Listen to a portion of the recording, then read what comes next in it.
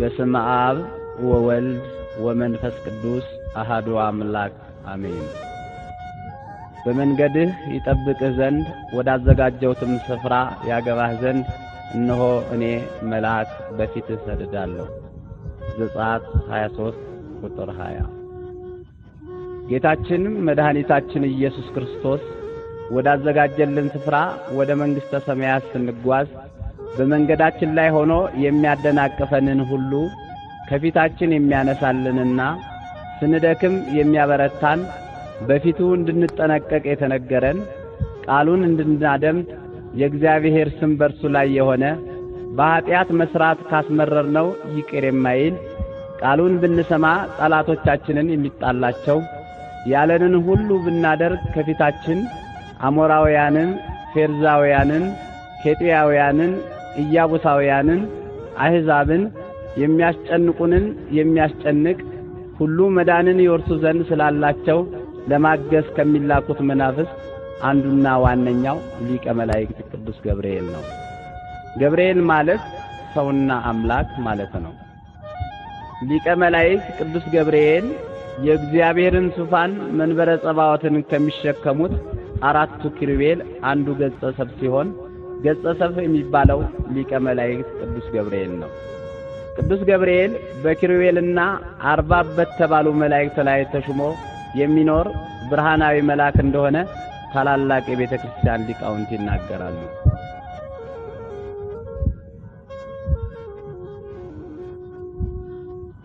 ሊቀ መላእክት ቅዱስ ገብርኤል ከኪሩቤል አንዱ ስለሆነ ቅሩበ እግዚአብሔር አሐዜ መንጦላይት ሰዓሌ ምሕረት በመሆኑ እኔ በእግዚአብሔር ፊት የምቆመው ቅዱስ ገብርኤል ነኝ ሲል ተናግሯል።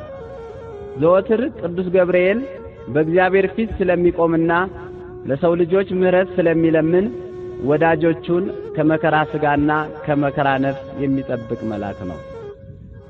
ሊቀ መላእክት ቅዱስ ገብርኤል በመጀመሪያ ጊዜ ማኅበረ መላእክትን እንኳ ሳይቀር ያረጋጋ መልአክ በመሆኑ መልአከ ሰላም ይባላል። ድኅነተ ዓለም የሚፈጸምበትን የእግዚአብሔር ቃል የፈጣሪያችን የኢየሱስ ክርስቶስን ሰው መሆን ለቅድስት ድንግል ማርያም ያበሰረ መልአክ በመሆኑ መልአከ ብስራት መጋቤ ሐዲስ ይባላል። እግዚአብሔር ቃል ጌታችን ኢየሱስ ክርስቶስ ከንጽሕት ቅድስት ድንግል ማርያም በቤተልሔም በከብቶች በረት በተወለደ ጊዜ ልደተ ወልደ እግዚአብሔርን ያበሰረ መልአክ በመሆኑ መልአከ ፍስሐ ወሐሴት የፍጹም ደስታ መልአክ ተብሎ ይጠራል። ሊቀ መላእክት ቅዱስ ገብርኤል በሰው ልጆች ጭንቅና መከራ ጊዜ ስሙ ሲጠራ ፈጥኖ ለተቸገሩ ሰዎች የሚደርስ ከማንኛውም አስከፊና አስደንጋጭ መከራ የሚታደግ ኃያል መልአክ በመሆኑ መልአከ ኃይል ተብሎ ይጠራል። ልዑለ ባሕሪ እግዚአብሔር አምላክ አእላፍ መላእክትን በዕለተ እሁድ ከፈጠረ በኋላ ከመላእክት ልቆ የተፈጠረው ሳጥናኤል ወይም ዲያብሎስ የሐሰት አባትና ጀማሪ በመሆኑ እኔ ፈጠርኳችሁ ብሎ የሐሰት ቃል ለመላእክት ተናገረ።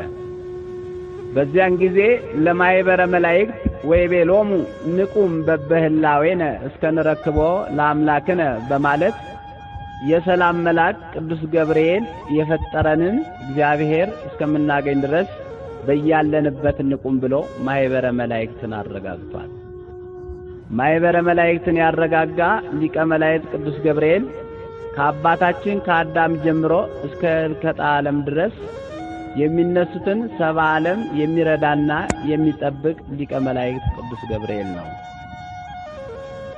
ይኸውም የሰው ልጅ ጥንተ ጠላት ዲያብሎስ አዳምንና ሔዋንን ሱባኤ ከገቡበት ባሕር ውስጥ አስወጥቶ ከባድ መከራ ባደረሰባቸው ጊዜ በደብረ ቅዱስ አባታችን አዳምን እናታችን ሔዋንን የረዳ እርሱ ነው።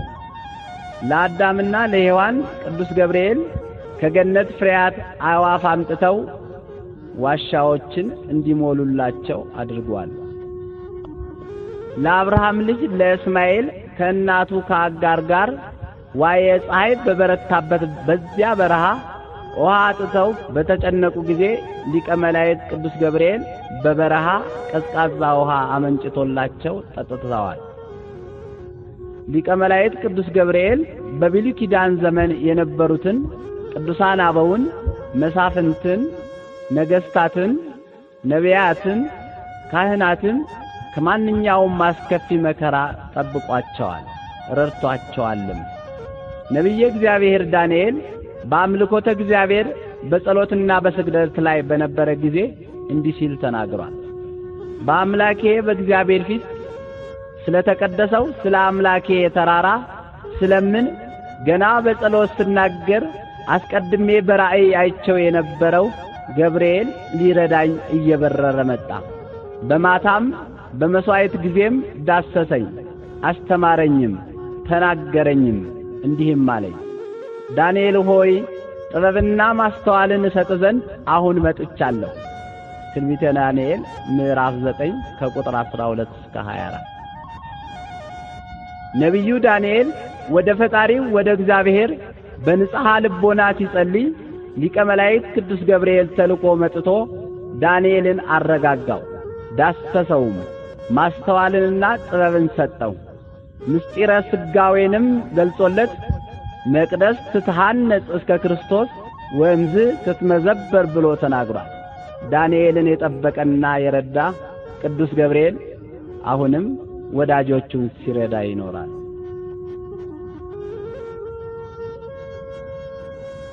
ከነቢዩ ዳንኤል ጋራ በፄዋዌ ወደ ፋርስ ባቢሎን ከኢየሩሳሌም የወረዱ አናንያ፣ አዛርያ፣ ሚሳኤል ወይም ሲድራቅ፣ ሚሳቅ፣ አብድናጎ ተብለው የሚጠሩ 3 ወጣቶች ነበሩ።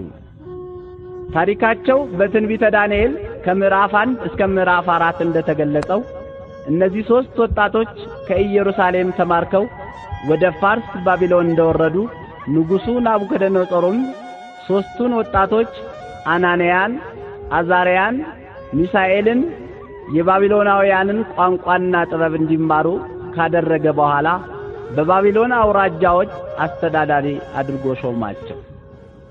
በኋላም ንጉሡ ናቡከደነፆር በፍቅረ ጣዖት ተይዞ በአደባባይ ጣዖት አቁሞ ለጣዖቱ በመንግስቱ ግዛት ያሉ ሰዎች ሁሉ እንዲሰግዱ አዋጅ ባወጣ ጊዜ ሰውም ሁሉ ለጣዖቱ ሲሰግድ 3ቱ ወጣቶች አናንያ፣ አዛርያ፣ ሚሳኤል ለፈጠረን ለእግዚአብሔር ብቻ እንሰግዳለን እንጂ ለጣዖት አንሰግድም አሉት።